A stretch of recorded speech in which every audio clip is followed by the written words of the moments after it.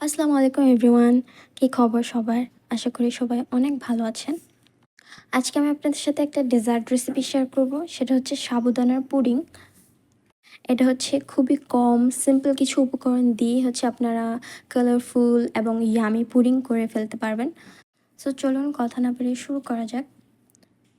সাবুদানার pudding বানানোর জন্য ফার্স্টে আমরা এখানে একটা প্যানে 4 কাপ ফুটন্ত পানির মধ্যে 1 কাপ সাবুদানা দিয়ে দিচ্ছি। এবং সাবুদানা দেওয়ার সাথে সাথে আমরা এগুলোকে একটু আলতো হাতে নেড়ে দিচ্ছি, যাতে করে লেগে না যায় একটার সাথে অন্যটা, এবং তলানিতেও লেগে যেতে পারে। সো এটার জন্য সাবুদানাগুলোকে বারবার নেড়ে দিচ্ছি।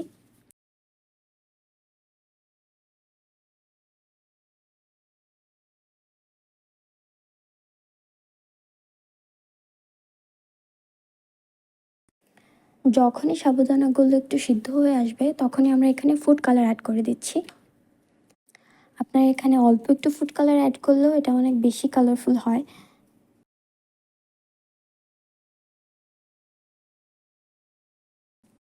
সো যখনই এভাবে স্টিকি হয়ে আসবে, একটু ঘন হয়ে আসবে, তখনই আমরা এটাকে একটা স্টিনারে পানি ঝেড়ে নিচ্ছি।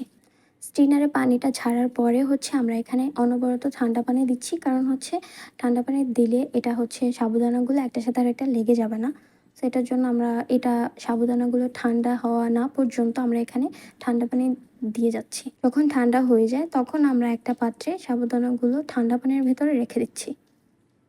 যদি আমরা এটাকে বাইরে রাখি, তাহলে পানিতে, ঠান্ডা পানিতে না রেখে, তাহলে এটা একটার সাথে আরেকটা লেগে যাবে এবং জড়ো হয়ে যাবে। সো এটার জন্য আমরা এটাকে ঠান্ডা পানিতে রেখে দিচ্ছি। এরপরে পুডিং বানানোর জন্য আমরা এখানে দিয়ে দিচ্ছি 1.5 কাপ চিনি এবং 1 লিটার দুধ।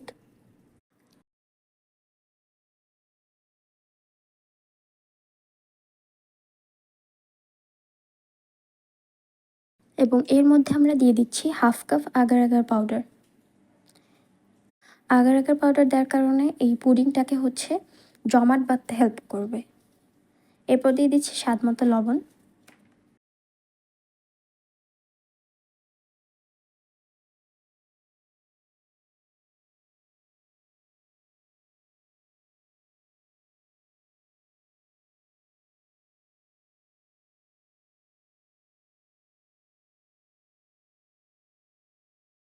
এরপর আমরা এখানে 4টা এলাচ দিয়ে দিচ্ছি, তবে এলাচটা আমরা রাখবো না পুডিংয়ের মধ্যে।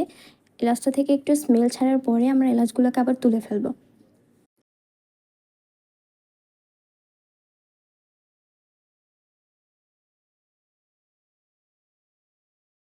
সো একটু পরে আমরা এলাচগুলোকে তুলে নিচ্ছি।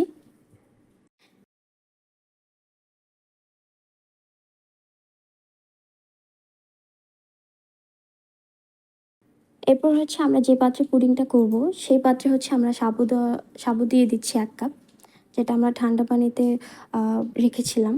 সেটাকে তুলে 1 কাপ দিয়ে দিচ্ছি। এরপর দিয়ে দিচ্ছি 4 কাপ দুধ। এরপর দুধ এবং সাবুদানাগুলোকে আলতো হাতে মিক্স করে দিচ্ছি।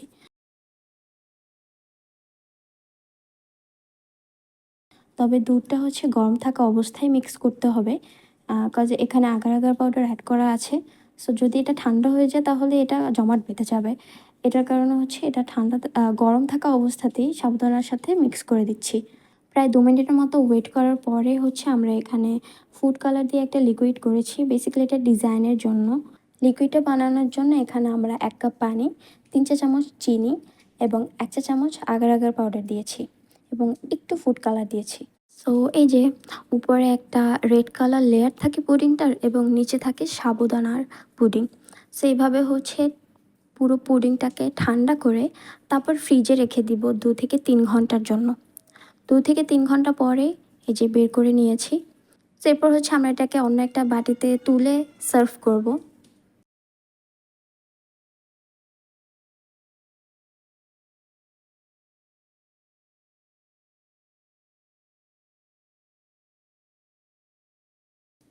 তো দেখতেই পাচ্ছেন এটা একদমই জমাট বেঁধে গিয়েছে।